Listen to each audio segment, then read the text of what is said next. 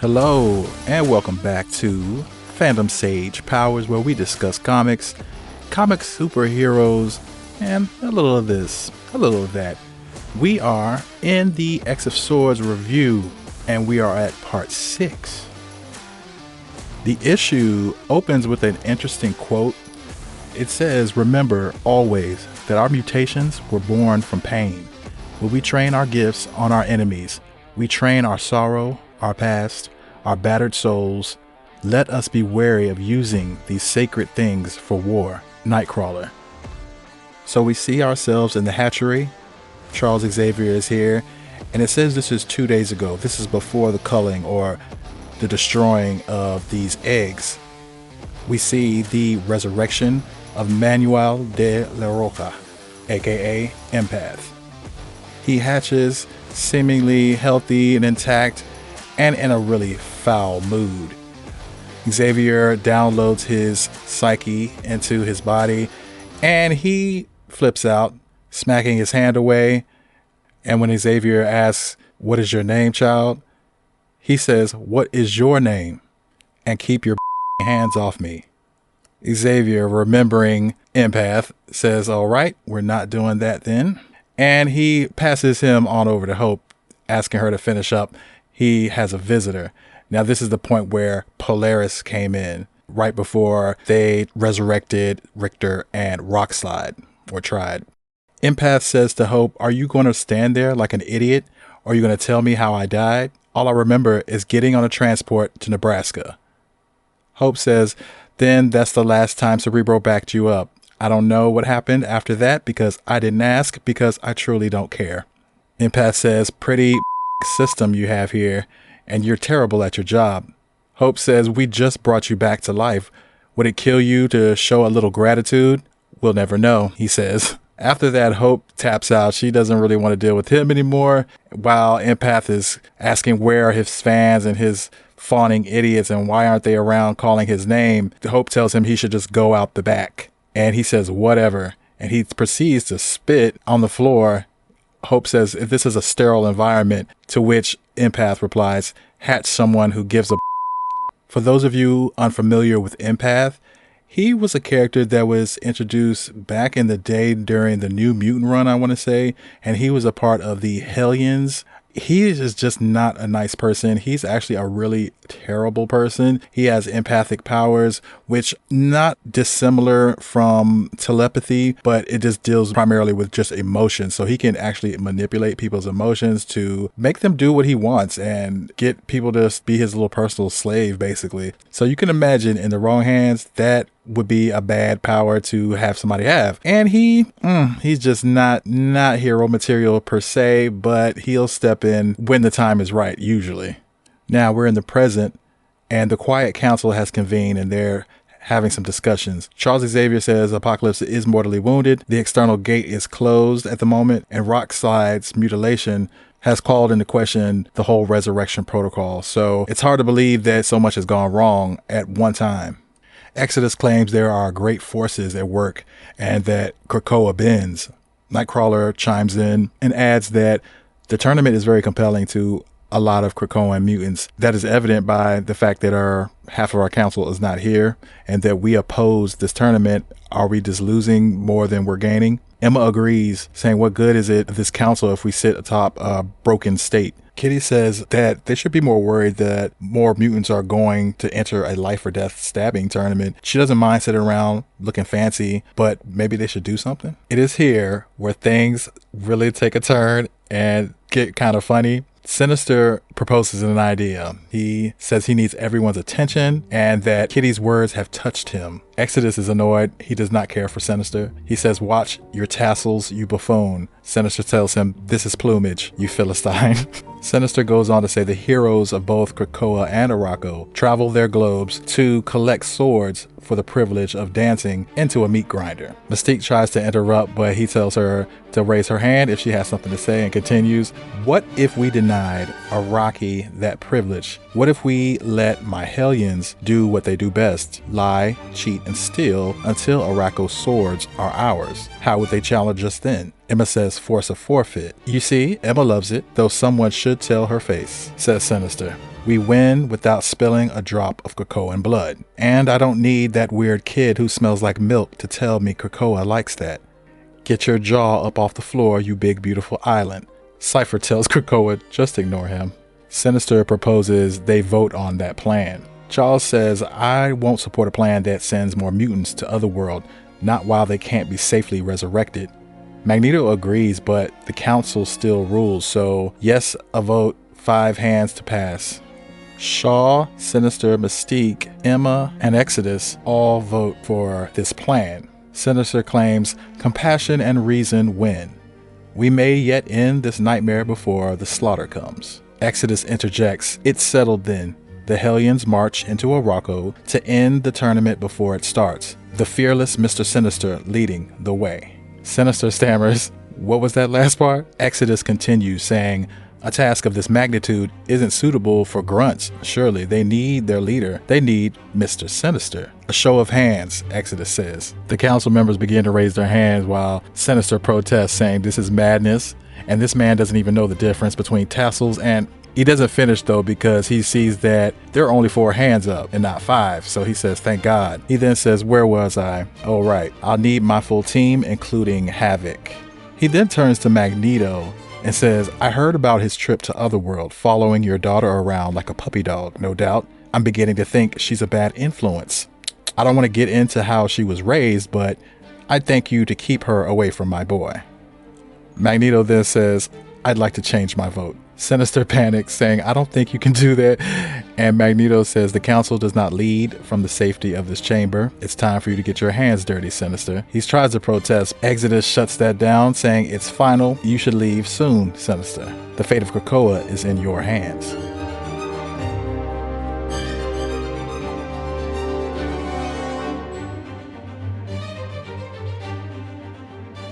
In the Hellions staging theater or their war room, and it's called Purgatory. For those of you unfamiliar with this version of the Hellions, these Hellions are a group of mutants that, because of their violent tendencies or antisocial personalities, can't really integrate as well into society, so they've kind of created their own team, and it's headed up by Sinister. So you have Grey Crow, who used to be called Scalp Hunter. He was one of the Marauders. And you have Psylocke. This is Quanon Psylocke, by the way. You have Wild Child, and you have Nanny, who is a cybernetic mutant telepath that is just a touch insane and used to go around killing mutants' parents because she believed that their parents weren't equipped to raise them.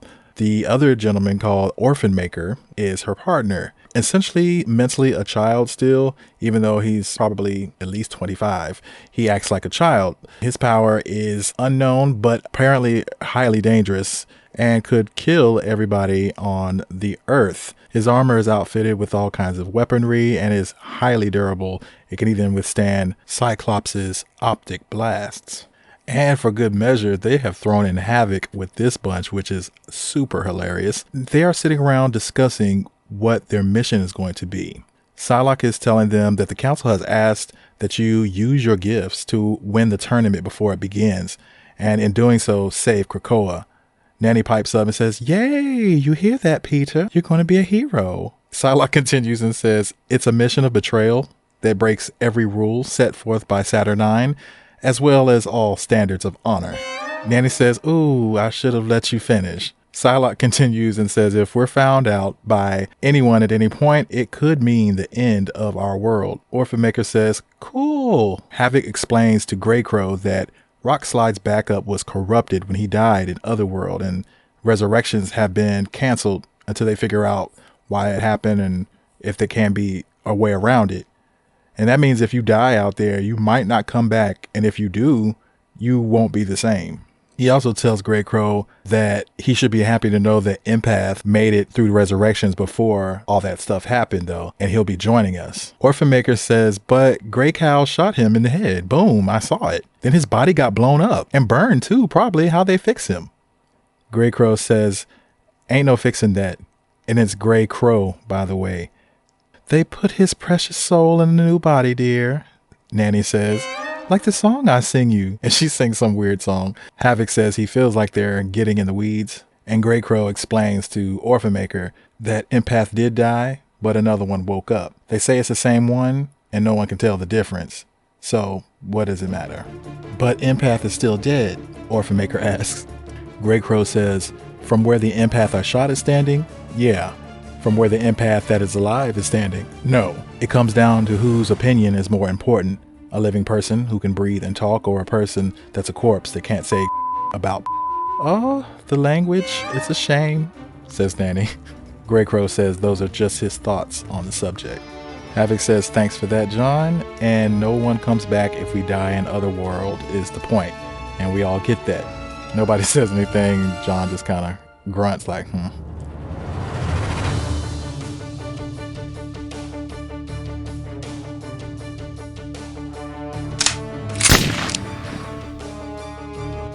We jump over to Bar Sinister, which is Mr. Sinister's kind of private area he hangs out in, and we witness a conversation between Sinister and Sinister.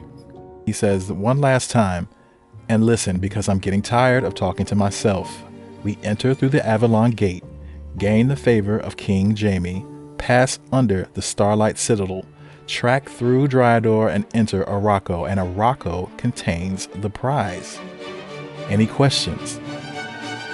I'm still thawing and I need to get my bearings, but it seems like a perfectly acceptable use of our time.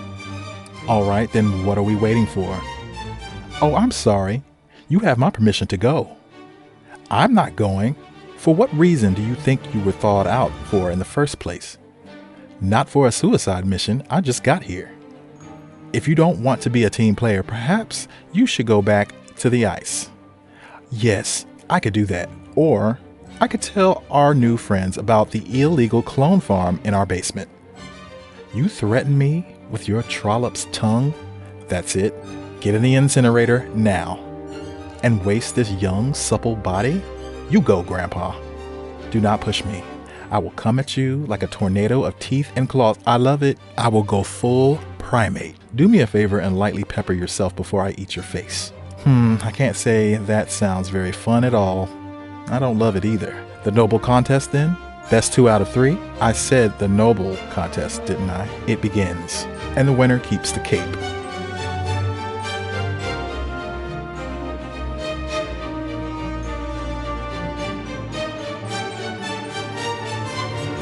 Outside the Avalon gate, the Hellions have gathered and are about to go through when Empath shows up and says, hello, everybody. Hello, my piggies. I'm back.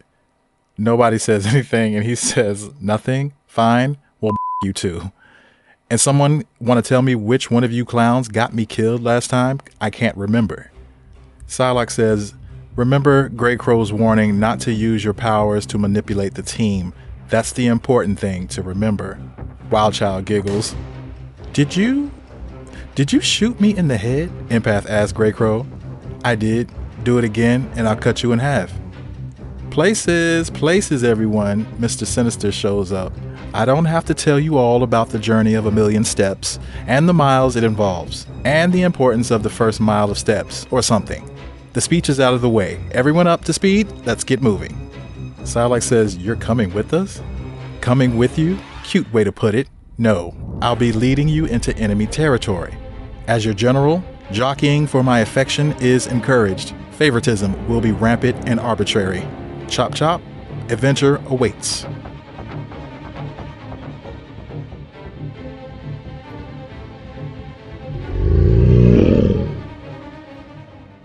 The Hellions exit the gate in Avalon.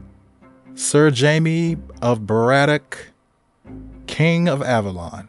And we see Monarch, or Jaime Braddock, who is the older brother of Betsy Braddock, and Captain Britain, Brian Braddock, who is also a touch crazy. So if you notice, a theme in this issue is a lot of either assholes or crazies in this issue. King Jaime is screaming at his manservant who is struggling with this horse, and he says, down, Princess Silkmane. You said you were an equestrian, Mumford, that you were raised around horses, Mumford. I said no such thing, King, Mumford says. King Jaime notices that they have visitors, and he says, oh, that's a right cracking cape you've got there. Sinister restarts his entering speech. My great king, we have come to beg entrance to the magical kingdom of Avalon, for we have heroic intentions. King Jaime replies, "Oh, you can't pass, I'm afraid. It would not please the great Saturnine. There would be trouble, and we can't have that. Or fun, either. Not anymore, apparently." Sinister says, "Ah, but your fun is what I seek to preserve, your special secret fun." Says King Jaime. "Mumford, be a chap and go play with the horse. That's what you're good at, or so you claim." "I never said that, your highness. Perhaps you dreamed it." "Right tired of hearing that, Mumford. Now, what are you going on about?" Sinister says, "It's been discovered that a mutant who dies in your kingdom does not come back intact. I thought that may be important to someone whose predilections have been called unsafe." "Where did you—" King Jaime starts. "Someone's been talking out of turn. Mumford!" Mumford returns and says, "Yes, my king, I just remembered it. I was raised around horses, not you, you daft twit." "Yes, my king. Now, where were we?" Sinister says, "I can help you, king. Allow us passage into Avalon, and I will allow you one visit to Bar Sinister, where you'll be provided with a black market clone of your choosing. Good to have another one of you around, yeah? In case something goes awry." "I suppose such an arrangement would be advantageous," says Jaime. "To my precious subjects, who I adore, of course." "That settles it then. To Avalon we go," Sinister proclaims. "Oh, but surely we must seal our bargain with an exchange of gifts," says King Jaime. "Mumford, bring the princess." "What's happening?" Sinister says. "I offer you my prized horse, the most beautiful trotter trotting today, the incomparable Princess Silkmane. What do you give me in return?" "Zero, nothing, we don't want her," Sinister says. "Oh, please, get the pony, Mr. Essex, please, please," says Orphan Maker. Sinister claims that having a horse is a lot of responsibility. To which Jaime replies, "Ah, yes, responsibilities, what a slog. I just remembered that I have a responsibility to report any suspicious travelers to Opal Luna Saturn 9, and your responsible attitude has inspired me to take that duty responsibly. Or we could stop all the talking about responsibilities like prats and exchange some mother-tickling gifts." Sinister sighs and says, "What do you want?"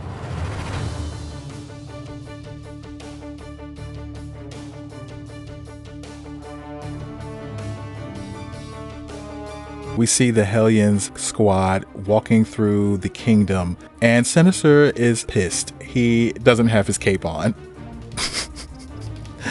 And Havoc says, "You look fine." Salak says, "Slow down, Essex." And Sinister says, "I don't want to talk about it."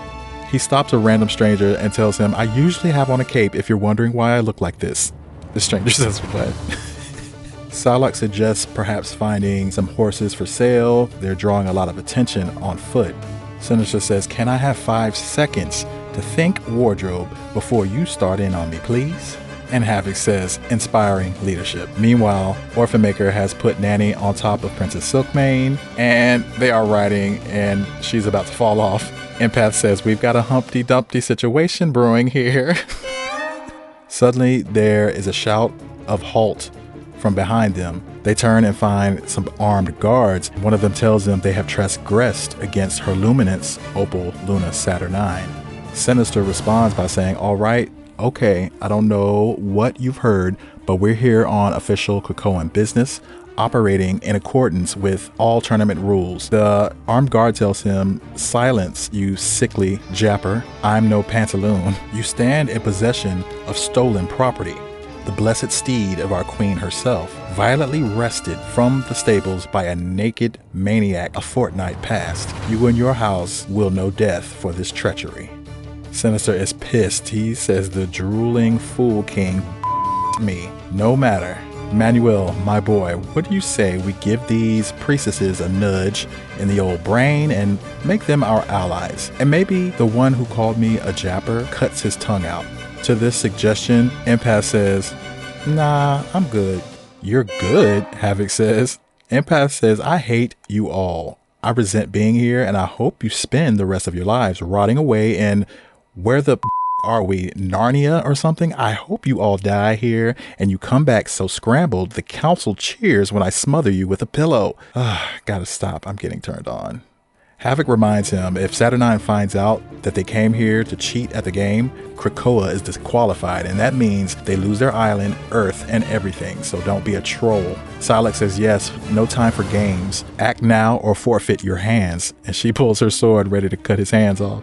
Empath is not threatened easily. He says, do it. I haven't had to wipe my own ass since my X gene activated. Sinister and Empath both ignore the armed guardsman, saying that these thieves should be on their knees. And he tells Empath, surely there's something, a way to buy your favor, something that you want. Empath thinks and he says, anything I want. He says, I'll do it if I get to make Grey Crow my pet. Grey Crow says, cut in half it is. They are still ignoring this guard, saying on your knees and enough. And Sinister says, sure. Yes, whatever. Empath, you have a deal. Grey Crow gets ready to swing at Empath, but is immediately put under his empathic control. He says, look at those eyes, how they sparkle like stars. You are one radiant soul. Empath tells him, you can do better than that. Grey Crow claims, I won't stop trying till I do. The whole guards is under Empath's control as well at this point. They say, we don't know what came over us. We didn't recognize your beautiful spirits. Surely you are on a wonderful quest. Do you have everything you need for your journey? The Sinister tells them, we could use a few horses actually. They say, take ours. It's a terrible transgression against my queen, but you seem like a solid crew. Sinister tells them, you know, I usually wear a cape. And one of them says, oh, I bet that looks great.